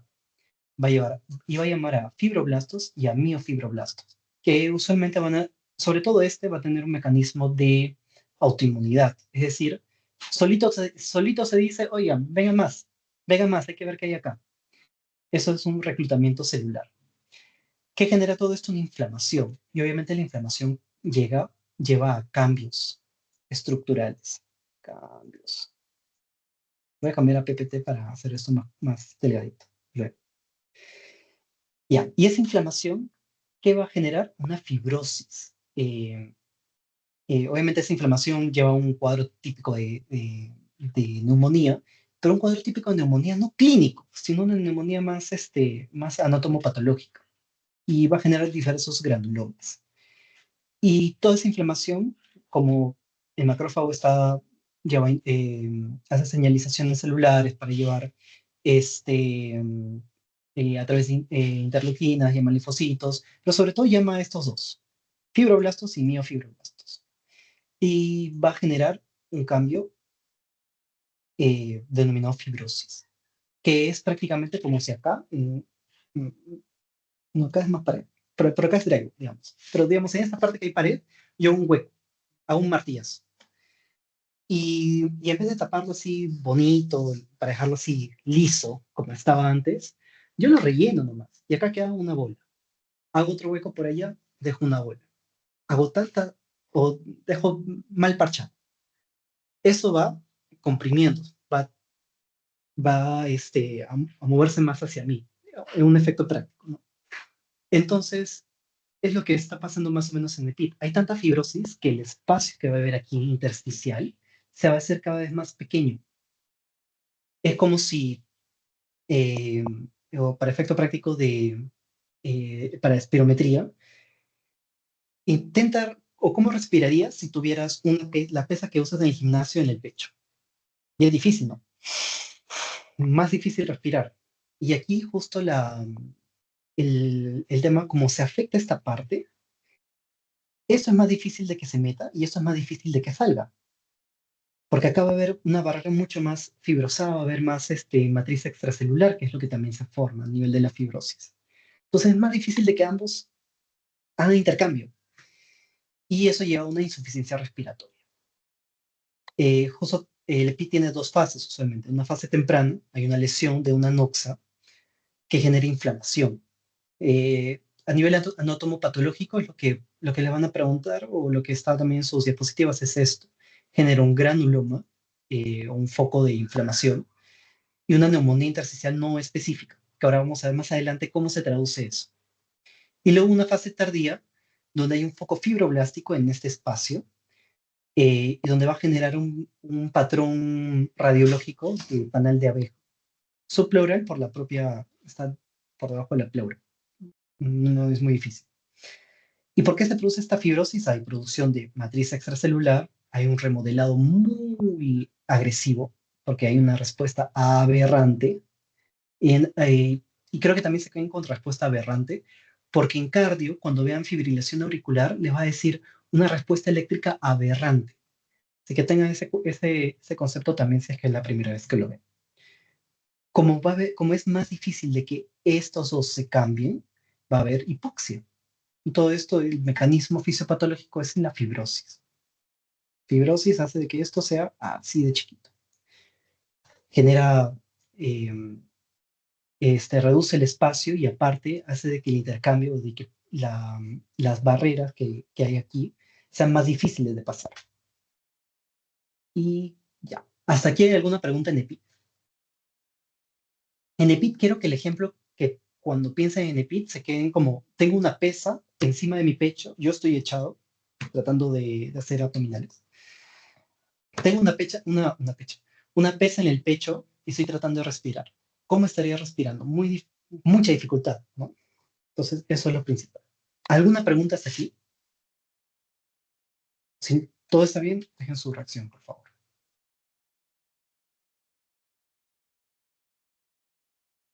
Sí, todo bien, creo. Bien, entonces, ¿cómo lo vamos a clasificar el EPID? El EPID tenemos dos formas de clasificar. Bueno, una sola forma, pero tenemos dos subclasificaciones. El EPID de causa conocida, podemos determinar una causa, y un EPID idiopático. Idiopático, no sabemos la causa o no ha sido estudiada aún en algunos casos. Causa conocida, vamos a tener las causas ambientales, ocupacionales, la silicosis, la asbestosis, las neumoconiosis. Y eso lo van a ver más a profundidad en neumo ocupacional. Hay una clase sobre eso. En fármacos, hay ciertos fármacos que te contribuyen a generar toda esta respuesta. No necesariamente como noxa, sino como efecto adverso. La amiodarona, el metotrexato, la ciclofosfamida y cuando vean ITU, amiodarona lo vamos a ver en carne y en ITU o en renal vamos a ver la nitrofurantoína. En las colagenopatías también vamos a tener artritis, lupus, Sjögren, esclerosis sistémica, también te pueden producir todo este tipo, sobre todo desde la fibrosis a nivel del colágeno. Eh, como este espacio de matriz extracelular, también van a haber diversas fibras de colágeno que van a estar afectadas por estas patologías. La radiación también te puede provocar un EPIT y hay una neumonitis por hipersensibilidad, por IgE también, que ahora vamos a ver más adelante. Y de las causas no conocidas, tenemos las neumonías intersticiales, o sea, el patrón de una neumonía a nivel intersticial, y los idiopáticos, que literalmente no sabemos ninguna causa, que es la sarcoidosis. ¿Por qué? Y dentro de las neumonías intersticiales tenemos el principal o o la, mm, o el tipo de EPIT más frecuente, que es la FPI o fibrosis pulmonar idiopática. La fibrosis pulmonar idiopática es la EPIT o la enfermedad intersticial más frecuente a nivel Perú, a nivel mundial. Y la segunda más frecuente es la sarcoidosis, para que tengan. No es mucho acá entrar a por qué cada uno, porque son más, como les digo, son más de 200. Tendríamos una clase de 8 horas casi. Y las neumonías intersticiales, que no son fibrosis pulmonar idiopática, son neumonías intersticiales diversas, no específicas, este, criptogénicas, entre otras. No viene tanto el caso. Lo importante es fijar EFPI, ¿ya? Y en la clínica tenemos cuatro cosas importantes, que no quiero que se... La disnea de esfuerzo, que va a ser progresiva y usualmente está ligada al esfuerzo. El paciente va a referir una tos seca e hipocratismo digital, clubbing, como lo pueden ver acá. Y el examen físico, el hallazgo más importante y así como en asma dijimos, sibilancias aspiratorias, reversibilidad, pienso en asma, en EPIT, leo crépito tipo velcro, EPIT, FPI, pienso en eso nada más. Principal síntoma es la disnea, el paciente siempre va a estar con disnea. Si leen paciente de tantos años que presenta disnea, pienso en EPIT, está dentro de mis posibilidades diagnósticas. Principal signo son crépitos velcros, que la principal característica es que son gruesos a la inspiración. Nada más. No es más allá de otra clínica, puede haber, pero no es contributoria acá. Son cuatro cosas que necesito que sí o sí se recuerden. Disnea de esfuerzo que es progresiva, tos seca, clubbing y crépitos tipo velcro. Nada más. Y otros hallazgos, aquí está lo que les decía. Tenemos un patrón de tipo restrictivo. Cuando el problema estaba aquí, hablábamos de asma o EPOC y hablábamos de si es que revertía o no. Si el problema está en ambos lugares, la afectación va a ser restrictiva, te restringe toda la respiración. El mismo ejemplo que les decía, te pones una pesa acá, intenta respirar, va a ser difícil inspirar y va a ser también difícil expirar porque tengo un peso encima que, que me impide hacer todo eso. ¿Y cómo se va a traducir eso espirométricamente? Acá es, bueno, FEP1, BEF1, todo esto, los dos bajan, pero como es una disminución en ambos lugares y proporcional, este, esto de aquí, la relación que teníamos como punto de corte, 0.7, puede ser 0.7 o incluso puede ser mayor a 0.7. Y justo en asma les decía, eh, podemos tener un patrón normal, no necesariamente significa de que con un 0.78, 0.75 ya asma ya no pienso. Tengo que pensar en asma, pero con otra prueba. Pero en EPI, esto puede ser normal o incluso más elevado. Puede estar en 0.9, 0.8. Lo vas a encontrar así, porque es una disminución proporcional. Ambos números bajan a la vez, una división X y X. Si ambos bajan, el resultado no va a afectar igual. O sea, no va a haber tanta afectación en el resultado. Así que para que lo tengan en cuenta. Y a nivel radiográfico, lo que les van a preguntar sí o sí, más que imágenes, como todavía no sé si les han dicho que si es que el examen va a ser en computadora o en biblioteca, creo que hasta ahora siguen siendo en escrito. Patrón radiográfico principal de PIT, vidrio esmerilado. Patrón tomográfico de PIT, panal de abeja. Acá que está bien formadito como si fuera un panal. Y acá es un vidrio esmerilado, deslustrado, algunos le dicen. Y usualmente es bilateral y va de abajo hacia arriba. Algunos pueden presentar un vidrio esmerilado más al medio, más abajo, más arriba, pero usualmente en EPIT es un vidrio esmerilado bilateral, también un panal de abeja bilateral. Siempre piensen bilateral, panal de abeja esmerilado, piensen en EPIT. Y también tengan en cuenta de que pueden que los confundan en algunas respuestas o en algunas preguntas, sobre todo opciones de respuesta. Se sospecha el paciente con EPIT, patrón radiográfico, panel de abeja. No, tomográfico. Y acá, radiográfico. Nada más. Es lo importante que quiero que sepa. Y acá también les dejo otro cuadro. Es un poco más para que lo vean. Eh, los patrones respiratorios pueden ser tanto obstructivos como restrictivos. Hay una obstrucción en cierto punto y otro hay, por ejemplo, el asma, el EPOC, y tienes un patrón restrictivo que te restringe todo prácticamente. Y algo también importante, antes de que me olvide, es de que en el EPIT pueden que les pongan de que la capacidad total pulmonar baja, lo cual también es correcto. Si es que estos dos están bajando, esto llega hasta acá, esto llega hasta acá, mi capacidad pulmonar total también va a bajar. No va a ser la misma, no voy a llegar a los picos que antes llegaba. Así que eso también para que lo tengan en cuenta.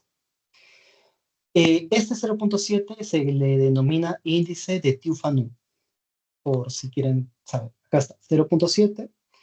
Y en los restrictivos es mayor a 0.8, mayor a 0.7. Dejen 0.7 como punto de corte.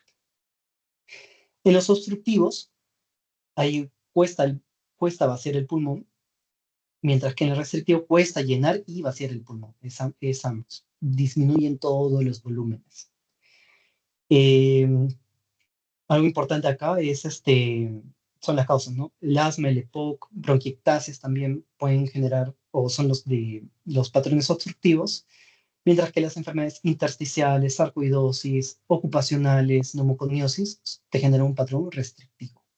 Acá hay otras alteraciones. Los restrictivos también se relacionan con, no sé si habrán visto en insuficiencia respiratoria, cuando hay problemas de la caja, Guillain-Barré, distrofias musculares, miastenia, también te van a generar un patrón restrictivo pero es por una alteración extrapulmonar. Y bueno, aquí también para que lo consulten si lo... Es un poco más accidentado. Lo importante aquí es esto. Esta parte y esta parte. Y esto. Nada más. Trastorno respiratorio cuesta vaciar el pulmón. Trastorno restrictivo cuesta llenar y vaciar. Disminuye todo. Menor a 0.7 obstructivo, mayor a 0.7 restrictivo. Causa de obstructivo, asma y POC. Causa de restrictivo, intersticial. Neumoconiosis, FPI, etc. ¿Hasta aquí todo claro? ¿Todo bien? ¿Todo en orden? ¿Tiene alguna pregunta?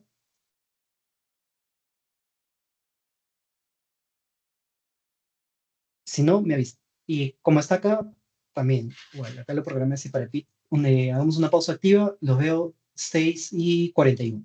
Ahí volvemos con algunas preguntas, y sobre todo para seguir ya con la última parte de PIT, y con COVID, que es solo darle las fijas que casi que no se está preguntando mucho.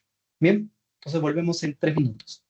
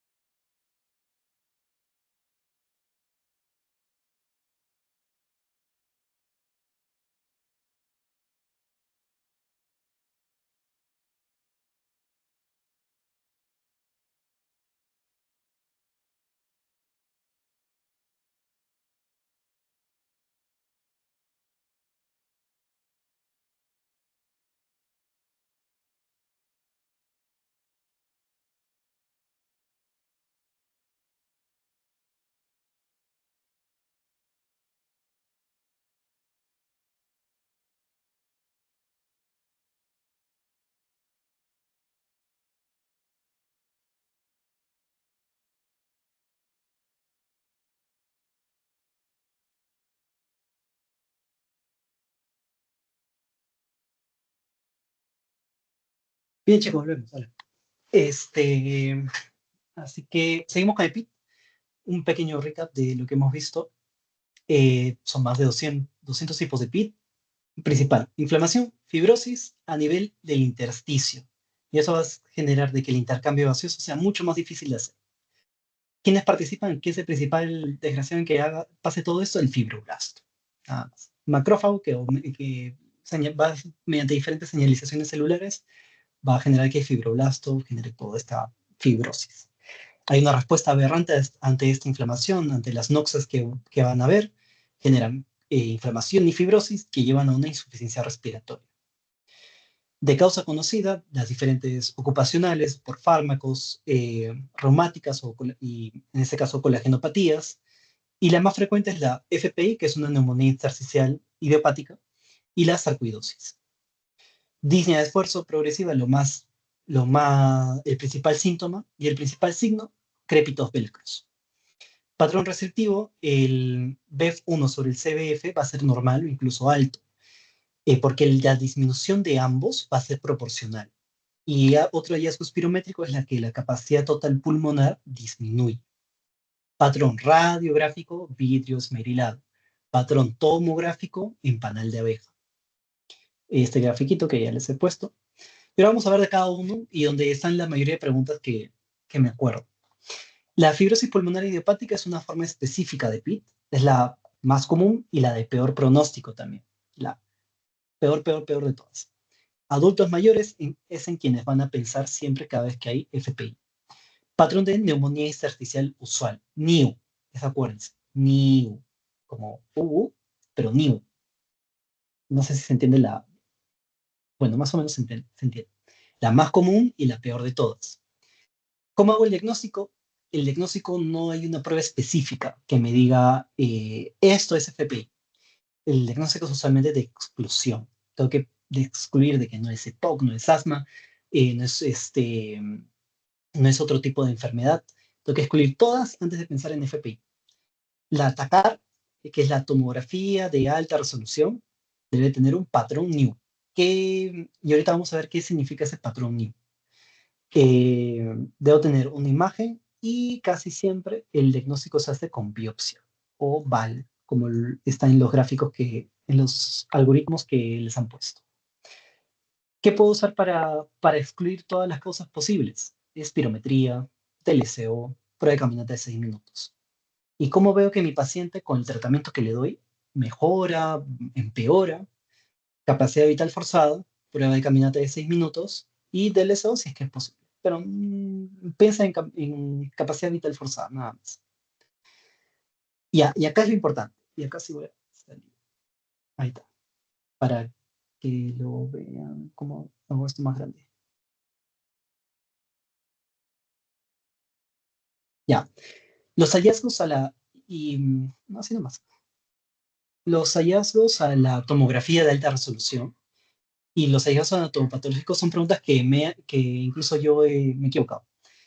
Y lo importante aquí es el patrón de NIU o de neumonía intersticial usual. Son dos patrones, el definitivo y donde tienes que sospechar, porque es bastante probable.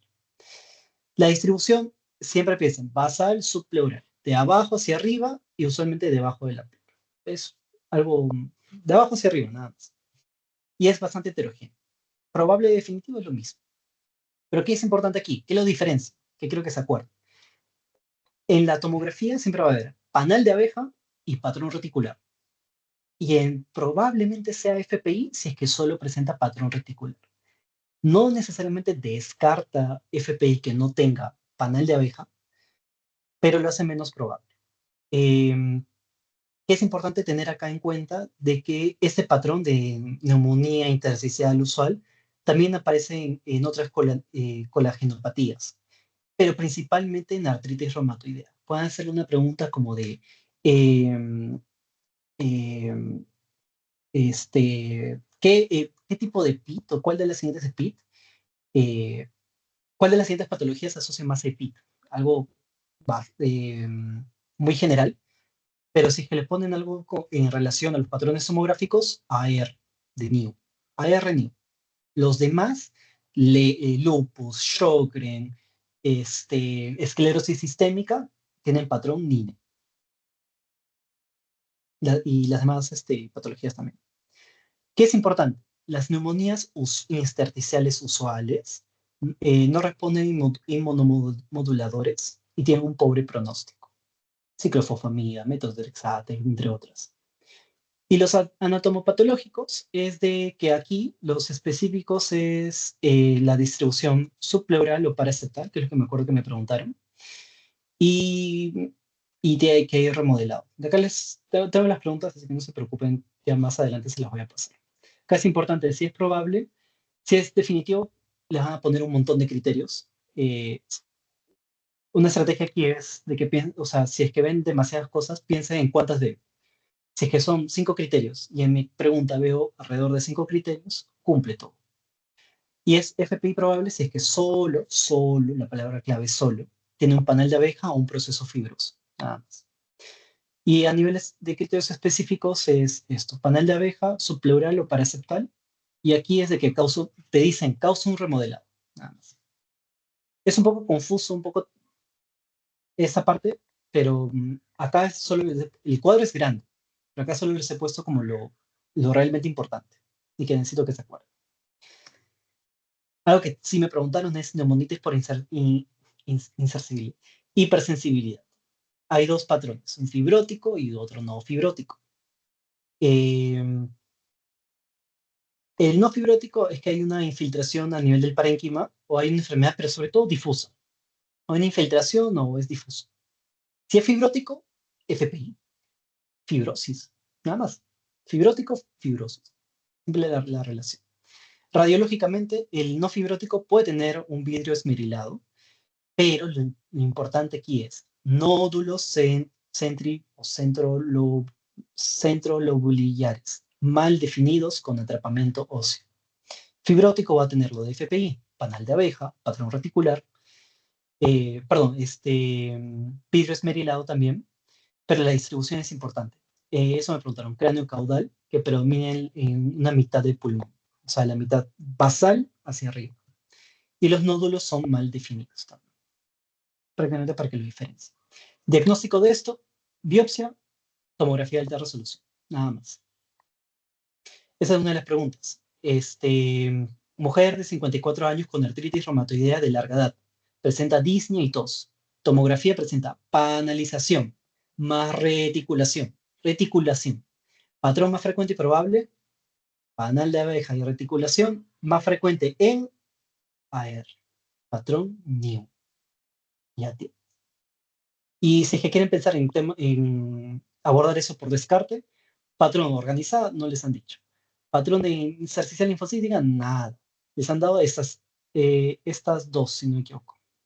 Sí, de New y de hipersensibilidad. Ninet lo descartas.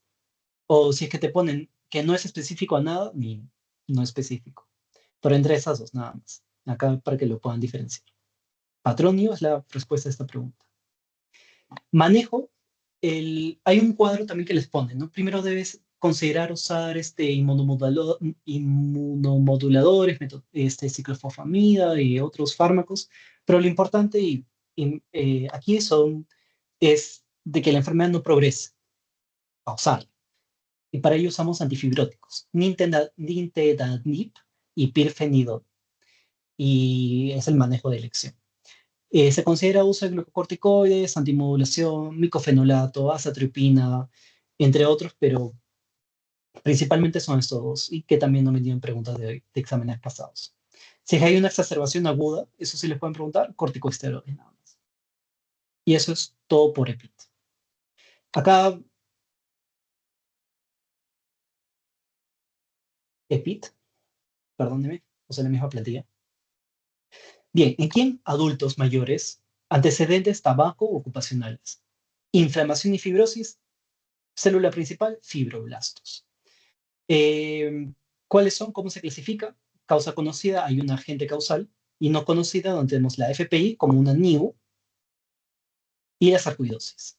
¿Qué voy a encontrar? Disnea de esfuerzo, tos seca, rales velcro y un patrón restrictivo en la espirometría. Diagnóstico, espirometría, tomografía, biopsia. Nada más. Como ayudo, antifibróticos. Nintedanib, pirfenidone. Ahí está. Sorry, es la dije. Nada más. ¿Hasta acá alguna pregunta de Pete?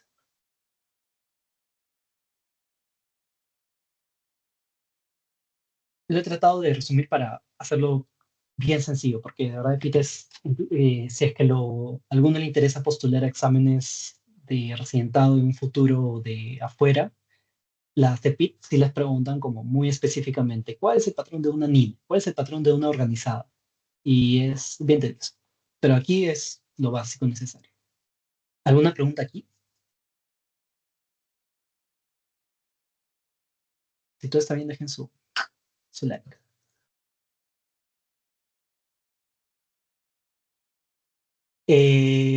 Carissa, cuéntanos. ¿Tienes alguna pregunta?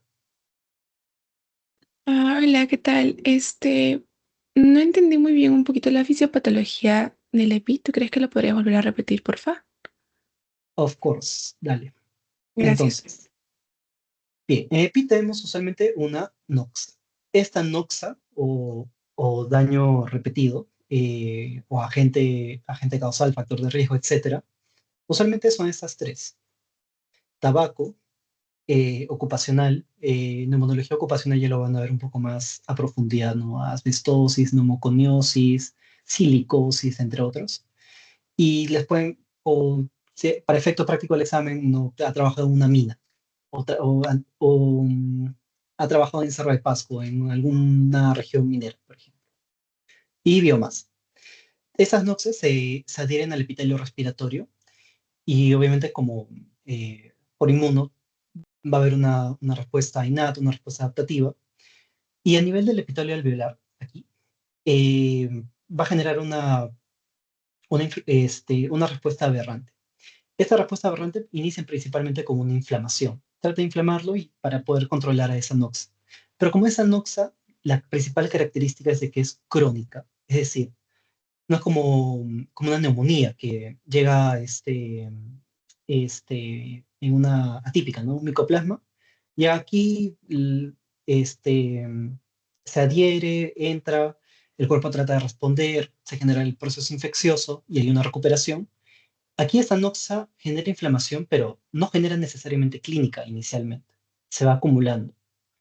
Esta respuesta aberrante genera bastante inflamación que no necesariamente se traduce clínicamente, pero que llega a un punto donde recluta células, que son estas de acá, fibroblastos y miofibroblastos.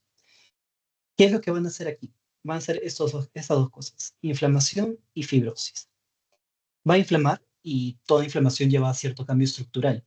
Es decir, aquí en ese epitelio, digamos, va a haber para efecto práctico, un huequito. Y ese huequito va a tratar de taparse. Y lo tratan de tapar de la forma que sea, los fibroblastos. Generan fibrosis, aumentan la matriz extracelular, que es esta de aquí, aumentan colágeno y eso disminuye este espacio, el intersticio, que está entre el alveolo y el capilar. Como esto es a lo largo de los años, esto se va haciendo cada vez más pequeño, hay menos espacio intersticial y sobre todo el pasaje de gases es más difícil también. Entonces cuando respiramos y expiramos va a ser más difícil de que podamos hacer intercambio gaseoso y acá se va a acumular aire. Y va a pasar algo similar al asma, en la expiración va a ser más difícil botar, pero va a ser más difícil de que entre aire. Acá todavía queda y se va acumulando el que está entrando de la inspiración previa. Y va a ser más difícil de que siga pasando. Y eso te lleva a una insuficiencia respiratoria, ¿no? Y esos son los principales mecanismos fisiopatológicos. Tanto la inflamación, inicialmente por las noxas, y la fibrosis para tratar de reparar esta inflamación, que es lo que lleva a todo esto. ¿Se entendió más o menos mejor? ¿Se entendió mejor, Carissa? Sí, estuvo perfecto, gracias. Perfecto. Bien. Si no hay ninguna pregunta adicional de aquí, ¿no? Ya, perfecto. Entonces pasamos a COVID, rápido. COVID son los radares fijas. Un segundito más que cambio de diapo. ¿Por qué es esto?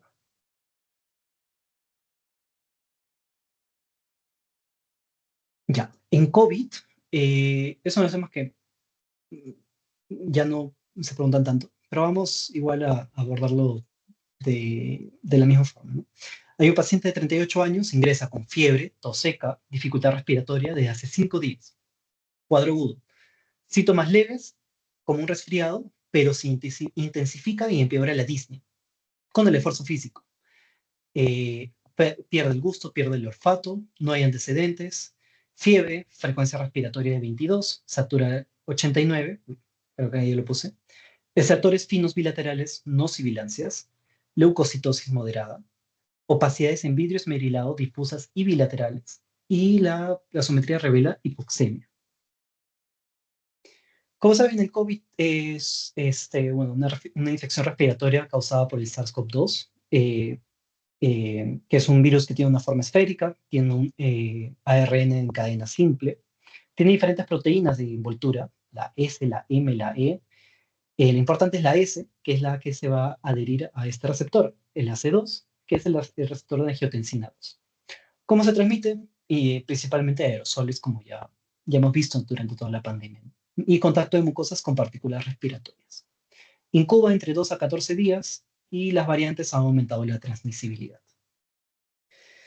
Entonces, el punto de entrada del COVID es esta proteína de membrana spike, o la S, junto con ese factor de transcripción, el TMPRS2, se unen al receptor de angiotensina 2, el AC2, y entran por endocitosis. Una vez entra la célula, el virus a la célula, se libera el ARN, se traduce, se replica, transcribe ARN mensajero, que va a tratar de transcribir estas proteínas estructurales, se ensambla y se bota al organismo por exocitosis para seguir infectando otras células.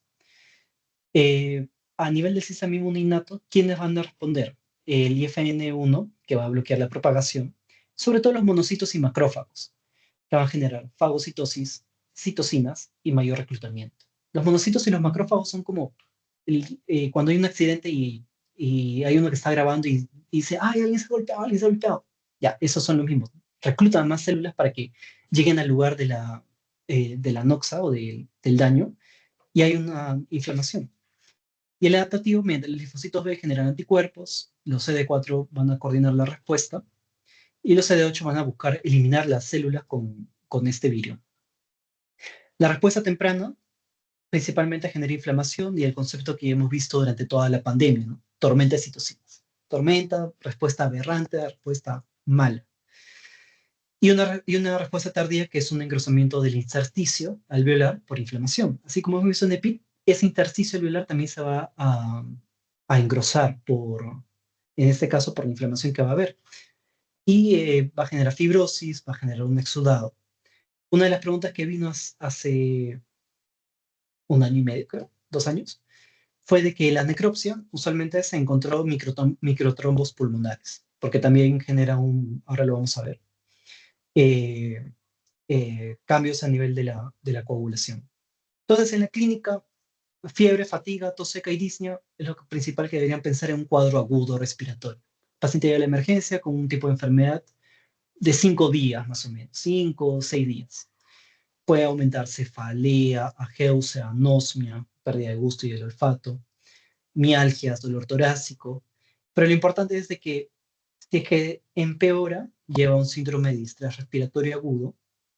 Y si es que se lo preguntan, aquí es importante de que aquí el distrés respiratorio agudo va a tener un PAFI menor de 300, por si se lo preguntan como dato, que lleva una falla multiorgánica. Principal factor de riesgo para COVID o para una enfermedad severa, obesidad. Otros, mayores de 60 años, enfermedad pulmonar o renal. Y como ven acá, conforme va aumentando los días, la enfermedad puede hacerse más severa como se puede autolimitar. Mientras más moderada ya va a haber una evidencia de neumonía en la radiografía, va a haber una alteración en la gasometría, y severo ya puede generar falla orgánica, ¿no? Aumenta la creatinina, hay injuria cardíaca, hay injuria hepática, entre otros. El diagnóstico, sabemos, el gold standard es el PCR para COVID, es el gold standard para el diagnóstico. Si quiero evaluar infección activa, el antígeno o la prueba rápida de antígeno, que está aquí. Y las pruebas indirectas, que son los de anticuerpos, ¿no? IgM para algo más agudo, IgG para algo más crónico, si es que lo ha tenido antes. Todo sencillo, ya lo hemos visto bastante. Patrón radiográfico que puede que pregunte, vidrio esmerilado difuso bilateral. Perdón, patrón tomográfico en este caso. Acá está. Hay patrones de consolidación y de bandas pleurales o engrosamiento interlobular, que es esto de aquí. Nada más. Marcadores, dímero D, LDH, PCR, interleucina 6, entre otros, pero esos son los principales. Lo importante aquí es PCR, el antígeno y los anticuerpos, nada más. Y el manejo leve moderado es sintomático. Moderado severo con neumonía, le pones y oxígeno que baja, hipoxemia, dexametasona. Si hay una infección trombótica, lo anticoagulas. Y si es que sí sobreinfecta, sí solo sí, sí solo se infecta, se sobreinfecta, le das un antibiótico. Ya una severidad muy crítica ya requiere UCI, intubación, entre otras cosas. Manejo de sepsis, manejo de shocks y del shock, que ya lo vamos a ver más adelante, o si no en cardio, para shock cardiogénico. Y eso es todo por COVID. Es lo importante. Proteína S, AC2, tiempo de incubación 2 a 14 días. De aquí lo importante es de que genera una inflamación muy importante, una tormenta de citocinas. Clínicamente, fiebre, fatiga, tos seca y disnea. Factor de riesgo principal, la obesidad. Diagnóstico, el gold standard es el PCR, o si quiero algo más, una prueba de infección activa es el antígeno. Patrón tomográfico, vidrio esmerilado difuso bilateral. Y el manejo, solo si es que es moderado o severo, con hipoxemia y clínica de neumonía, dexametasona. Nada más, eso es lo importante de COVID. Bien, chicos, ¿hasta acá alguna pregunta, duda, queja o sugerencia? ¿Todo bien, todo en orden?